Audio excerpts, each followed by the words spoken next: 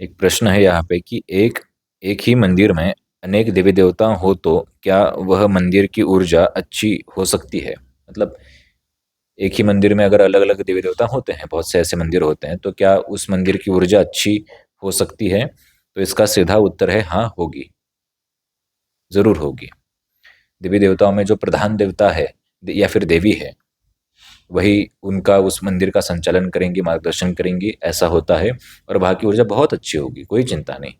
ऐसा नहीं है कि सिर्फ यहाँ पे एक ही देवता की पूजा होती है और उस मंदिर में अलग अलग देवताओं की पूजा होती है, तो कौन सा ज्यादा शक्तिशाली या सिद्ध?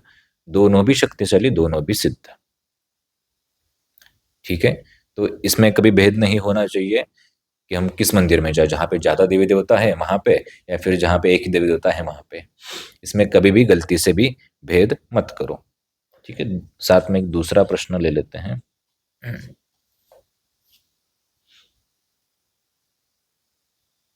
देवी देवता या नकारात्मक ऊर्जाएं अलग अलग फ्रीक्वेंसी में दिखती हैं या बात करती है?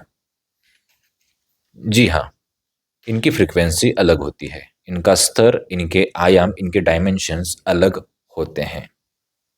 जैसे रात के अंधेरे में कुछ जानवर ज्यादा देख पाते हैं, लेकिन हम मनुष्य नहीं देख पाते, लेकिन जानवर क्लियर देख पाते हैं। जैसे उल्लू होता है ना, वो तो देख पाता है क्लियरली। वो जैसे बैट बोलते हैं ना उसे। पानी के अंदर मछली ज्यादा देख पाती है, पानी के अंदर हम ज्यादा क्लियर नहीं देख पाएंगे, लेकिन मछली बहुत क्लियर देख पाएगी। मनुष्य के आंखों का एक फ्रिक्वेंसी तय है, ना उससे कम वो देख सकता है, ना उससे ज्यादा। ये शायद मेडिकल साइंस में से कुछ बोलते होंगे, वो भी हम भविष्य में बताएंगे कभी। और वो फ्रीक्वेंसी कितनी है, वो क्या है, वो भी लिखा होगा शायद। अच्छा। तो ये एक फ्रीक्वेंसी तय है, उसके बाहर तुम नहीं देख सकते हैं। तो क्या उसके बाहर कुछ होता नहीं? जी हाँ, होता है।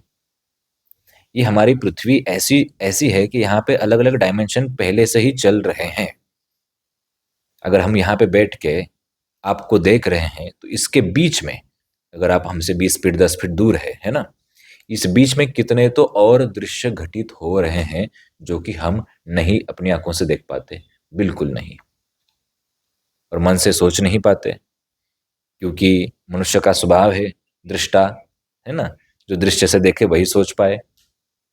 तो जी हाँ, उनको हम देख सकते हैं, और इसमें लिखा है कि आप हम उससे उनसे बात कर सकते हैं। जी जरूर कर सकते हैं। उस फ्रिक्वेंसी को तुम अगर मैच कर पाओ, तो जी हाँ, जरूर बात हो सकती है।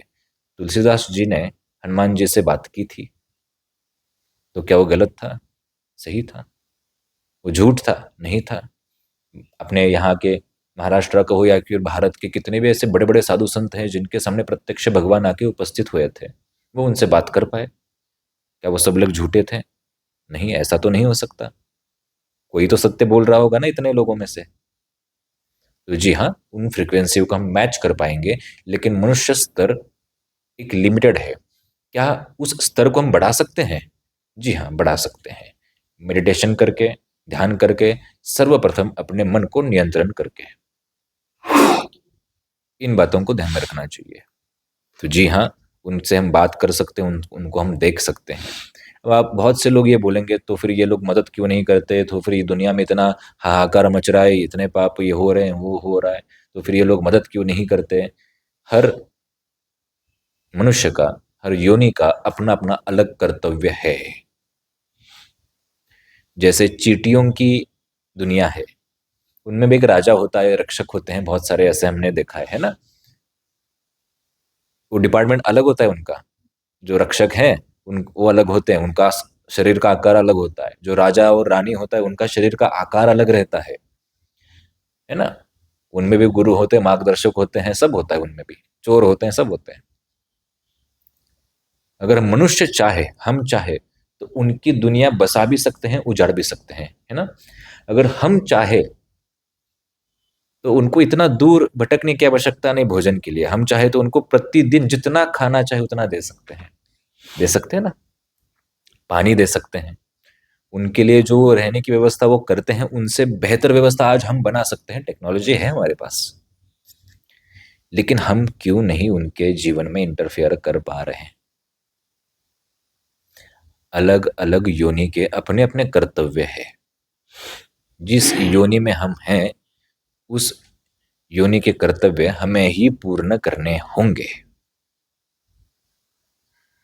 अगर वो चींटियों को तुम प्रतिदिन खाना डालो, पानी दो, उनके लिए अच्छा सा घर की आदि व्यवस्था करो, उनके लिए तुम भगवान हो जाओगे, है ना। कभी कभी हम डाल भी देते हैं खाना, तो उनके लिए ऐसा हो जाता है कि शायद ये भगवान की कृपा है, कुछ आशीर्वाद आया, और वो भी क्या करेंगे, हमारे जैसे ऊपर देखेंगे, ऊपर देख के धन्यवाद करेंगे, है ना। हम भी वैसे ही करते हैं। वैसे ही कोई भी डायमेंशन की ऊर्जा तुम्हारे डायमेंशन में ज्यादा इंटरफेयर नहीं कर सकती, कुछ हद तक कर सकती है, ज्यादा नहीं। उनमें भी खून मर्डर कुछ होता होगा, उनमें भी कुछ गलत चीजें होती होंगी, चींटियों के जीवन में भी, है ना। तो वो क्यों नहीं बोलते कि कोई भगवान हमें बचाने नहीं आ रहा है, भगवान मतलब हम, उनके लिए हम ही भगवान है, मनुष्य। क्योंकि वो उनका जीवन है। जैसे राम जी का युद्ध राम जी ने लड़ा, कृष्ण जी का कृष्ण जी ने, आज तुम्हारा और हमारा समय है, हम लड़ेंगे। तो इसके ऊपर ये उत्तर है। और तुम्हारा जो ये प्रश्न था, नकारात्मक ऊर्जा हो या देवी देवता हो, इनके फ्रिक्वेंसी हम देख पाते हैं, देख सकते हैं। और भविष्य में मेडिकल साइंस इतना उन्नत बनेगा, भविष्य में, आज नहीं, वो ये सिद्ध भी कर पाएगा कि हाँ कुछ ऊर्जाएं होती है। आज बहुत से लोगों को मैग्नेटिक, एक K2 ऐसा कुछ मीटर आता है, उसको लेके वो अलग अलग जगह पे जाते हैं, वहां पे चेक करते हैं कि यहाँ पे ऊर्जाएं हैं क्या। बेसिकली वो क्या करता है मशीन, वो मैग्नेटिक फील्ड को कैप्चर करता है ना। और ऊर्जाएं सच में फ्रीक्वेंसीज होती है, इसका उदाहरण तो तुमने और हमने बचपन से ही देखा है और किया भी है प्रयोग। रेडियो सबके घर में था पहले, एक ही रूम के अंदर अलग अलग जगह पे फ्रीक्वेंसी अलग अलग आती है, कभी चैनल पकड़ता है कभी नहीं पकड़ता, रूम तो एक ही है। ऐसा क्या हुआ कि 1 फीट सिर्फ हमने रेडियो यहां से वहां हिलाया, सिर्फ कुछ नहीं किया, और वहां सिग्नल पकड़ने लगा। इसी को क्या बोलेंगे, फ्रीक्वेंसी, है ना। वैज्ञानिक अपने भाषा में अच्छे से बता सकते हैं, हमसे ज्यादा अच्छे से, है ना। तो वैसे ही हमारे यहाँ पे अलग अलग फ्रीक्वेंसी है। तुम और हम बात कर रहे हैं, कितनी तो फ्रीक्वेंसी बीच में है ऑलरेडी, और वहां पे अलग अलग दुनियाएं चल रही है। इसको मेडिकल साइंस भविष्य में प्रूफ भी करेगा। ये प्रश्न का उत्तर मिला तुम्हें? तुम्हारे 2 प्रश्न थे, 3 थे, ठीक है।